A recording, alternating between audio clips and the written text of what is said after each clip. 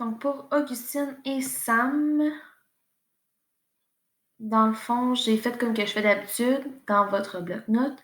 J'ai mis les notes de cours pour le cours d'aujourd'hui. Mettons, je vais dans la page de reading, de cours. Point 4 et point numéro 4 et numéro 5 des notes de cours. Ça, c'est aujourd'hui. Puis là, j'ai mis des X orange parce que ça, c'était le dernier cours. Fait que ça n'a pas rapport à aujourd'hui. Là, ça commence ici. Puis, j'ai fait comme d'habitude, j'ai mis le corrigé des notes de cours en bas. Fait que je vais faire le tour des notes de cours avec vous autres. Mais moi, je vais prendre le PDF parce que c'est plus simple pour moi. Fait que le point numéro 4, ça parle de la condition de vie dans les villes. Donc, les milieux urbains. Dans le fond, il y a comme deux phénomènes au niveau de ce qui se passe au Canada. Il y a l'exode rural, qui est en fait la migration massive des populations des campagnes vers les villes. Fait que les gens, ils vont se déplacer massivement vers la ville pour avoir des meilleures conditions de vie, avoir accès à un meilleur travail, et ainsi de suite. Je voulais vous dire aussi, je ne vais pas le dire à chaque fois, là, mais chaque fois que c'est souligné, si vous faites, vous remplissez vos notes de cours au fur et à mesure, ben chaque fois que c'est souligné, c'est ça que vous devez écrire dans la partie que rien. Fait que je le dirai pas à chaque fois. Fait que les gens quittent la campagne et s'en vont vers la ville.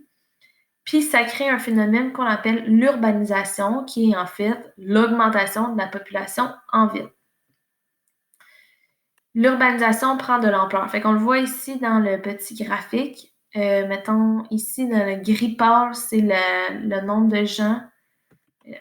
Oups, qu'est-ce que je suis en train de faire? Le pourcentage de la population qui vit à la campagne, fait que rural, c'est campagne, puis gris foncé, c'est le pourcentage de la population qui vivait en ville. Donc, à 1871, on voit que 80% vivaient à la campagne, puis 20% en ville. Puis, en 1931, ben, c'est à peu près 35% à la campagne, puis 65% en ville. Fait qu'il y a vraiment plus de monde qui habite en ville maintenant. Puis, ils vivent surtout à Montréal. Mais là, ce lot de personnes-là, ça n'a comme pas été préparé, dans le sens que les villes n'étaient pas adaptées à ce grand nombre de monde-là. Donc là, c'est accompagné d'un paquet de problèmes, dont des épidémies de variole et de tuberculose, qui sont des maladies. L'eau était polluée puis non courante, fait que t'avais pas des robinets que tu ouvrais ton robinet puis l'eau coulait, là. Ça n'existait pas encore.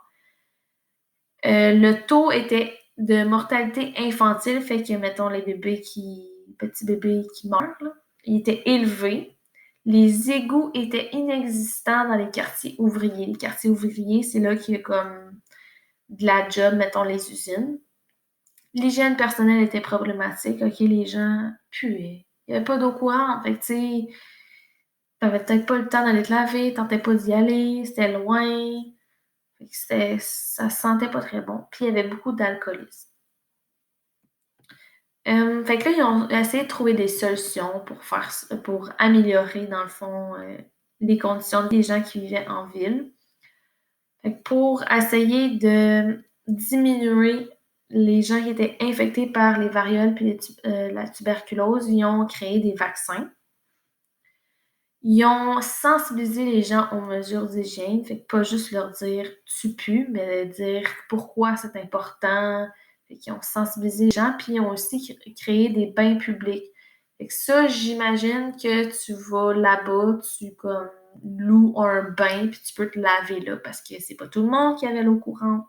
Éventuellement, c'est arrivé, mais dans ce temps-là, il y avait pas grand monde qui avait ça chez eux. Puis c'était administré par la ville de Montréal, là. Fait que, tu sais, c'était comme tout réglementé, blablabla. Un peu comme quand tu vas à la piscine, sauf que c'était pas une grosse piscine, c'était plusieurs bains, puis tu pouvais te laver, puis tu t'en allais.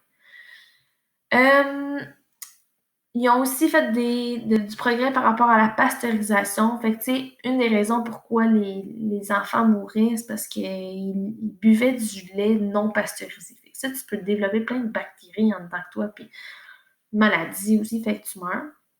Fait que c'était pour diminuer, évidemment, le taux de mortalité infantile. Puis, dans le fond, ils ont mis une loi qui obligeait la pasteurisation du lait. Puis ça, c'est juste en 1926. Quand tu y penses, ça fait pas si longtemps que ça. Ils ont aussi mis en place des cliniques pour nourrissons gouttes de lait. Fait que tu allais là, mettons les enfants, là, t'amenais les enfants là, puis ils pouvaient boire du lait pasteurisé si tu n'avais pas les moyens de t'en procurer. En 1907, il y a eu la création de la fameuse hôpital Sainte-Justine. D'ailleurs, elle existe toujours.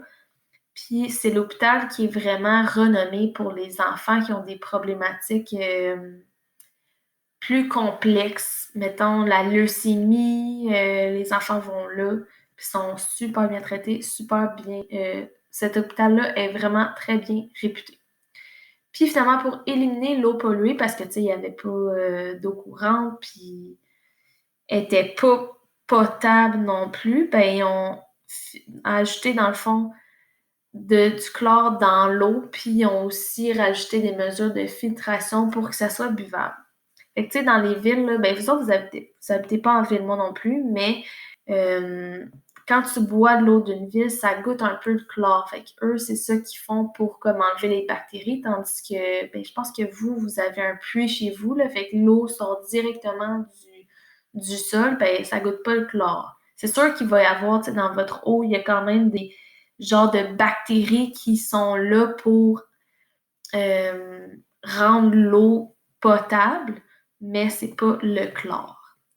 À partir de 1920, la plupart des services publics sont présents dans les grandes villes. Fait que les égouts, aqueducs, puis l'électricité est établie dans les grandes villes, puis on dit la plupart des services publics. Fait que, tu sais, c'était pas parfait, là. Fait que là, quand ils ont commencé à construire des logements, ben là, ils ont commencé à y installer des baignoires, qui c'est en fait un bain, puis une toilette avec une chasse d'eau. Fait que, hein, on est dans le gros luxe. Mais c'est sûr, quand que les gens sont arrivés massivement, ben, ils n'ont pas eu le temps de se préparer, là, tu sais, c'est comme un petit peu par petit peu. Bref. Par rapport aux services, la plupart des villes possédaient un service de police puis un service de pompiers.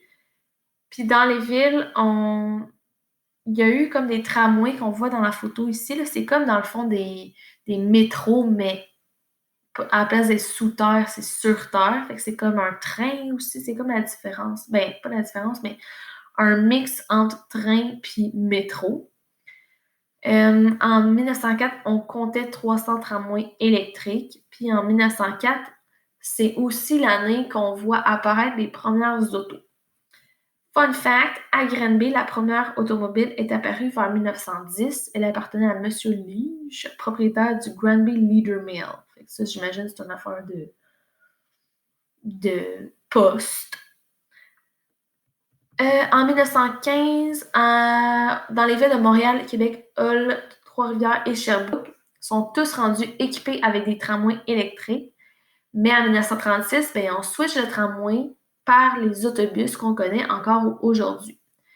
À la campagne, on utilise le train pour se déplacer, les chevaux, puis quelques voitures. Fait que c'est sûr, quand les autos ont commencé à sortir, c'est pas tout le monde qui pouvait s'en procurer. T'sais, c'est comme, mettons, les Tesla en ce moment.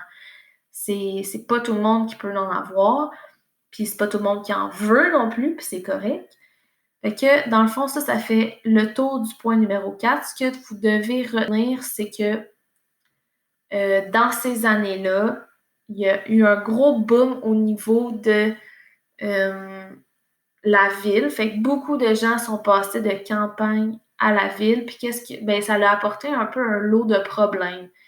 Dans le sens, ben, comme qu'on a vu, par rapport à l'eau, par rapport à l'hygiène. Fait qu'ils ont, eux, ils ont mis, ben, les villes, ils ont mis en place des solutions pour contrer aux problèmes qu'il y avait.